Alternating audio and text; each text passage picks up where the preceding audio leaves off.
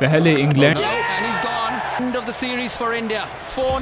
और फिर ऑस्ट्रेलिया में व्हाइट वॉश। सन 2000 के बाद से पहली बार इंडियन टीम टेस्ट क्रिकेट में इतने बुरे दौर से गुजर रही थी। जुलाई 2011 तक वर्ल्ड कप जीतने के उत्साह से लबरेज इंडियन टीम वर्ल्ड क्रिकेट में टॉप पर थी, लेकिन 2011-12 का ऑस्ट्रेलिया टूर समाप्त होते होते दुनिया की नंबर 1 रैंक वाली टीम 6 महीनों के अंदर 2 बार 4-0 से हार चुकी थी। टीम पर टेस्ट क्रिकेट खेलने के इंटरेस्ट पर सवाल उठने लगे। कहा जाने लगा कि इंडियन टीम के ज्यादातर खिलाड़ी टेस्ट क्रिकेट खेलने के लायक ही नहीं है। ना उनके पास ढंग का कोई लीडर है, ना ऐसे प्लेयर्स जो रिस्पॉन्सिबिलिटी ले सके। इंडिया की गोल्डन जनरेशन ने 2011-12 में अपने आखिरी ऑस्ट्रेलिया दौरे पर सबसे भयानक अंत देखा। This was sorely the darkest phase of Indian team in test cricket.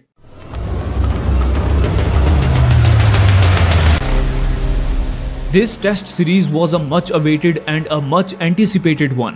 ये सीरीज इंडिया एंड ऑस्ट्रेलिया दोनों के लिए काफी चैलेंजिंग होने वाली थी। दोनों ही टीमों के पास खुद को साबित करने के अपने अपने रीजंस थे। पहले एशेज और फिर साउथ अफ्रीका दौरे पर ऑस्ट्रेलिया का प्रदर्शन कुछ खास नहीं रहा था, तो वहीं इंडियन टीम इंग्लैंड में हुए व्हाइट वॉश की कड़वी यादों को मिटाना चाहती थी। ऐसा माना जा रहा था कि इंडिया के पास ऑस्ट्रेलिया में टेस्ट सीरीज जीतने का यह सबसे अच्छा मौका था, क्योंकि एक तो ऑस्ट्रेलियन टीम ने हाल ही में अच्छा प्रदर्शन नहीं किया था और दूसरा वो ट्रांजिशन के दौर से गुजर रही थी। एंड इधर इंडियन टीम में सचिन तेंदुलकर, राहुल द्रविड़, वीवीएस लक्ष्मण, वीरेंद्र सहवाग जैसे महान खिलाड़ियों और जहीर खान के इस बार पूरी तरह से फिट होने के कारण इस टीम से उम्मीदें बहुत अधिक थी। पहला मैच मेलबोर्न क्रिकेट ग्राउंड पर खेला जाना था, जिसमें ऑस्ट्रेलिया टॉस जीतकर पहले बैटिंग करने का फैसला लेती है। ऑस्ट्रेलियन ओपनर एडी कोवन, जो कि अपना डेब्यू कर रहे थे, एक इम्प्रेसिव स्टार्ट करते हैं एंड 68 रन बनाते हैं, जबकि रिकी पॉन्टिंग 62 रनों की एक अर्धशतकीय पारी खेलते हैं। लेकिन इसके बाद ऑस्ट्रेलियन मिडल ऑर्डर कोलैप्स कर जाता है और 205 पर 3 से पूरी ऑस्ट्रेलियन टीम 333 रनों पर ऑल आउट हो जाती है। जहीर खान 4 विकेट झटकते हैं, तो वहीं उमेश यादव और आर अश्विन को 3-3 विकेट मिलते हैं। 333 के जवाब में इंडियन टीम शुरुआत तो बहुत बेहतरीन करती है। वीरेंद्र सहवाग, राहुल द्रविड़ एंड सचिन तेंदुलकर तीनों अर्धशतकीय पारियां खेलते हैं, लेकिन इसके बाद इंडियन टीम कोलैप्स कर जाती है और 68 रन के भीतर अपनी आखिरी 7 विकेट खो देती है एंड 282 रन पर ऑल आउट हो जाती है। बेन हेल्फनॉश अपने करियर का पहला 5 विकेट होल लेते हैं। ऑस्ट्रेलिया के पास 51 रनों की लीड होती है, लेकिन दूसरी पारी में उनका टॉप ऑर्डर कोलैप्स कर जाता है और 27 रन पर 4 विकेट गिर जाते हैं, जिसमें से 3 विकेट उमेश यादव झटकते हैं। लेकिन इसके बाद रिकी पॉन्टिंग और माइक हसी ऑस्ट्रेलियन टीम को संभालते हैं।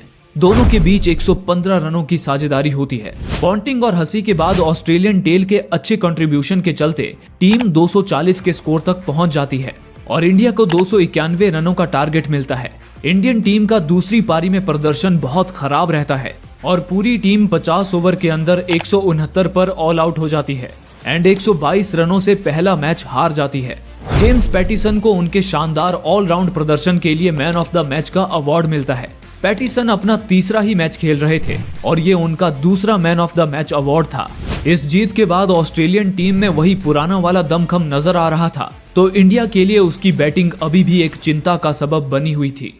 दूसरा मैच सिडनी क्रिकेट ग्राउंड में खेला जाना था। इस ग्राउंड पर इंडिया का रिकॉर्ड काफी अच्छा था। साल 1991 और 2003 में इंडियन टीम यहां ड्रॉ करा पाई थी, तो 1999 के टूर पर लक्ष्मण की पहली सेंचुरी भी इसी ग्राउंड पर आई थी। पिछले दौरे पर भी इंडिया ने यहां ऑस्ट्रेलियन टीम को डोमिनेट किया था। सभी ऑस्ट्रेलियन ग्राउंड्स में से इसी ग्राउंड पर इंडियन टीम की बैटिंग एवरेज सबसे अच्छी थी। खासकर वीवीएस लक्ष्मण और सचिन तेंदुलकर का रिकॉर्ड तो इस ग्राउंड पर बेहतरीन था। सचिन ने इस ग्राउंड पर जहां 2 शतक और एक दोहरा शतक लगाया था, वहीं लक्ष्मण ने इस ग्राउंड पर 3 शतकीय पारियां खेली थी। इसलिए सभी को इस मैच से इंडियन टीम की वापसी की उम्मीद थी। इंडियन टीम टॉस जीतकर पहले बल्लेबाजी करने का फैसला लेती है। एक बार फिर से ऑस्ट्रेलियन बॉलर्स इंडियन बल्लेबाजों को डोमिनेट करते हैं और इंडियन टीम 191 रनों पर ऑल आउट हो जाती है। धोनी और आर अश्विन के बीच इंडियन इनिंग की एकमात्र अर्धशतकीय साझेदारी होती है।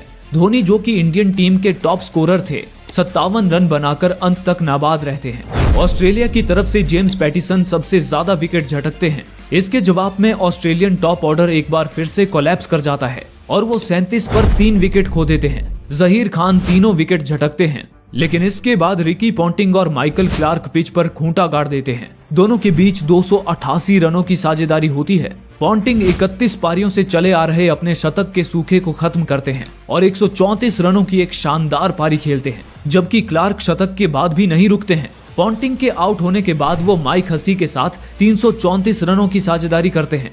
हसी नाबाद 150 रनों की पारी खेलते हैं तो क्लार्क नाबाद 329 रनों के साथ एक शानदार तिहरा शतक लगाते हैं।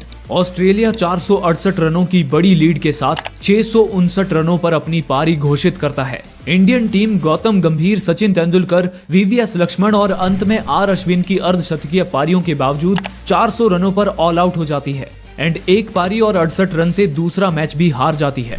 बेन हेल्फनॉश एक बार फिर से 5 विकेट झटकते हैं। इस हार के साथ ही इंडिया के तीनों दिग्गज खिलाड़ियों का ऑस्ट्रेलिया में टेस्ट सीरीज जीतने का ख्वाब टूट जाता है। अभी भी इंडिया यहां से सीरीज ड्रॉ करा सकती थी और बॉर्डर गावस्कर ट्रॉफी को रिटेन कर सकती थी, लेकिन इंडियन टीम की फॉर्म को देखते हुए ये लगभग नामुमकिन सा लग रहा था। तीसरा टेस्ट पर्थ में खेला जाना था। विनय कुमार इस मैच से अपना डेब्यू कर रहे थे। ऑस्ट्रेलिया टॉस जीतकर पर्थ की ग्रीन पिच पर पहले बॉलिंग करने का फैसला लेता है। इंडियन बल्लेबाज एक बार फिर से ऑस्ट्रेलियन फास्ट बॉलर्स के सामने बेबस नजर आ रहे थे एंड पूरी इंडियन टीम 161 रनों पर ऑल आउट हो जाती है। इंडियन टीम 30 रन के भीतर अपने आखिरी 6 विकेट खो देती है। विराट कोहली 44 रनों के साथ इंडियन टीम के टॉप स्कोरर रहते हैं। इसके जवाब में ऑस्ट्रेलियन ओपनर्स खासकर डेविड वार्नर इंडियन गेंदबाजों की मार कर बखियां उधेड़ देते हैं। वार्नर 69 बॉल्स में शतक ठोककर फास्टेस्ट 100 बाय एन ओपनर का रिकॉर्ड बना देते हैं। वार्नर और कोवन के बीच पहले विकेट के लिए 214 रनों की साझेदारी होती है। डेविड वार्नर 180 रनों की एक बेहतरीन इनिंग खेलते हैं, लेकिन इसके बाद ऑस्ट्रेलिया 155 रन के भीतर अपने 10 विकेट खो देती है और 369 पर ऑल आउट हो जाती है। ऑस्ट्रेलियन टीम के पास 208 रनों की बढ़त होती है। इंडिया की तरफ से उमेश यादव 5 विकेट झटकते हैं। दूसरी पारी में भी इंडियन बल्लेबाजों का खराब प्रदर्शन जारी रहता है और इस बार इंडियन टीम 171 पर ऑल आउट हो जाती है एंड इंडिया ये मैच एक पारी और 37 रन से हार जाती है। इंडिया की तरफ से विराट कोहली 75 रनों के साथ टीम के टॉप स्कोरर बनते हैं। एक बार फिर से इंडिया के एक्सपीरियंस्ड प्लेयर्स ऑस्ट्रेलियन तेज गेंदबाजों को संभालने में नाकाम रहते हैं। इसी वजह से इंडिया के हाथों से ये बॉर्डर गावस्कर ट्रॉफी फिसल जाती है। डेविड वार्नर को उनकी शानदार पारी के लिए मैन ऑफ द मैच का अवार्ड मिलता है, तो वहीं इंडियन कैप्टन MS धोनी को स्लो ओवर रेट के कारण एक मैच के लिए सस्पेंड कर दिया जाता है। धोनी की जगह आखिरी टेस्ट में वीरेंद्र सहवाग कप्तानी कर रहे थे। आखिरी टेस्ट एडिलेड ओवल में खेला जाना था। ऑस्ट्रेलियन टीम टॉस जीतकर पहले बल्लेबाजी करने का फैसला लेती है, लेकिन आर अश्विन की बेहतरीन गेंदबाजी के चलते ऑस्ट्रेलिया के 84 रन तक 3 विकेट गिर जाते हैं। बट एक बार फिर से रिकी पॉन्टिंग और माइकल क्लार्क मैदान में डट जाते हैं। दोनों के बीच 386 रनों की साझेदारी होती है, जो कि इंडिया ऑस्ट्रेलिया टेस्ट में हाईएस्ट पार्टनरशिप होती है। पॉन्टिंग और क्लार्क दोनों ही दोहरे शतक लगाते हैं। रिकी पॉन्टिंग जहां 221 रन बनाते हैं, वहीं क्लार्क 210 रनों की पारी खेलते हैं एंड ऑस्ट्रेलिया 604 रन पर अपनी पारी घोषित करती है। इसके जवाब में एक बार फिर से इंडियन बैटिंग लाइनअप फ्लॉप रहती है और 122 पर उसके 5 विकेट गिर जाते हैं। इसके बाद विराट कोहली और रिद्धिमान शाह में एक शतकीय साझेदारी होती है और विराट कोहली अपने करियर का पहला टेस्ट शतक लगाते हैं, लेकिन इंडिया अपने आखिरी 4 विकेट 47 रन के भीतर खो देती है और 272 रनों पर ऑल आउट हो जाती है। ऑस्ट्रेलिया की तरफ से पीटर सिडल 5 विकेट झटकते हैं। ऑस्ट्रेलिया हालांकि इंडिया को फॉलो ऑन नहीं देती है और दूसरी पारी में पॉन्टिंग के नाबाद 60 रनों की पारी के बदौलत 167 रनों पर पारी घोषित कर इंडिया के सामने 500 रनों का टारगेट रखती है। टारगेट का पीछा करते हुए इंडियन टीम के वीरेंद्र सहवाग की 53 बॉल में खेली गई 62 रनों की पारी भी कोई काम नहीं आती है और इंडिया 201 रनों पर ऑल आउट हो जाती है।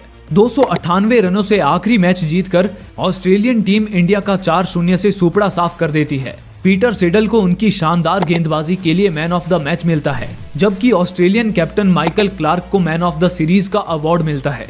इंडिया विदेशी जमीन पर लगातार 8 मैच हार चुकी थी। हार के बाद इंडियन कैप्टन महेंद्र सिंह धोनी इसकी पूरी जिम्मेदारी खुद लेते हैं एंड कहते हैं कि I am the culprit. Of course Dhoni captain and एक बैट्समैन के तौर पर बुरी तरह से फेल रहे थे and he should be blamed, लेकिन केवल वो ही नहीं, it was Indian teams collective failure. Series में इंडियन बैटिंग एंड बॉलिंग दोनों ने इक्वली डिसअपॉइंट किया था।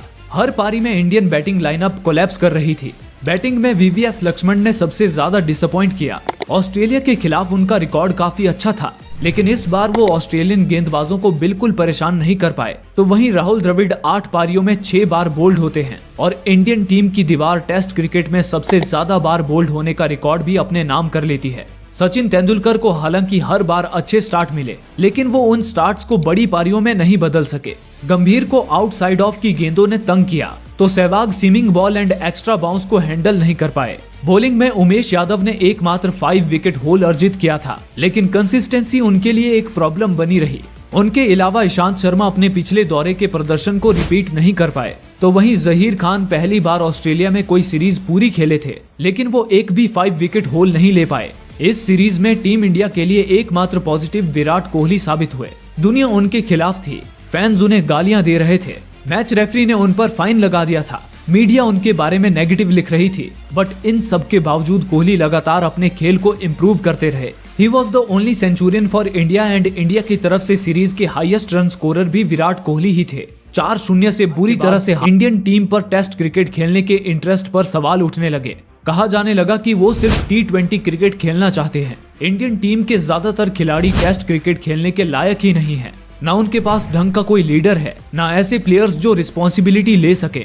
This was sorely the darkest phase of Indian team in test cricket.